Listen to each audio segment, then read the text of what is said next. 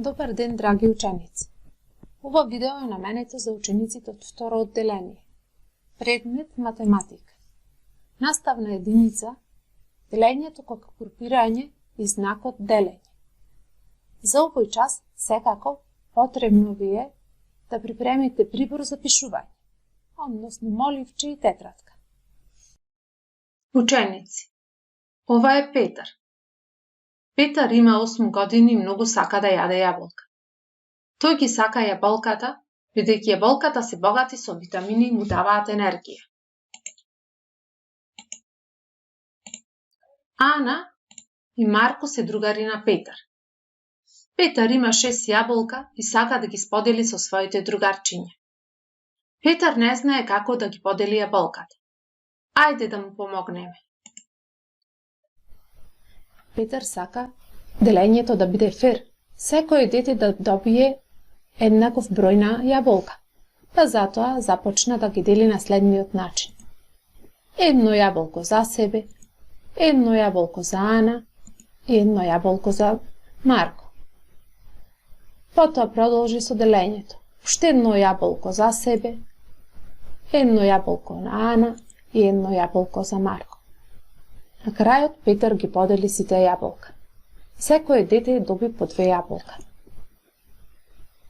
Тоа математички можеме да го запишеме на следниот начин.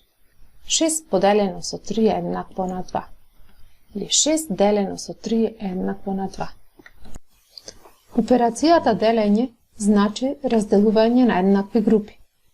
Во задачата 12 делено со 3 е еднакво на 4, бројот 12 не е деленик. Тој број што го делиме. Знакот делење го читаме делиме со. Потоа следува бројот 3 или делител. Делителот е број кој ни кажува на колку помали групи треба да го поделиме деленикот. И потоа следува резултатот, или уште го нарекуваме количник, а тоа е бројот што го добиваме кога ќе го поделиме деленикот. Еве ви еден пример. На сликата има 12 топки. 12 топки всушност го представуваат деленикот. Бројот 3 ни покажува на колку групи треба да ги поделиме овие топки.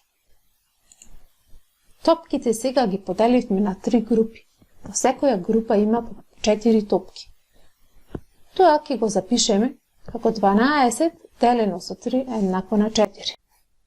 Хајде сега да се провериме што научивме. Земете го вашиот прибор и запрете го видеото. Ваша задача е да ја решите следната активност. На сликата има 12 круши. Подели ги крушите со заокружување во 4 еднакви групи. Ви благодарам на вниманието. До гледање.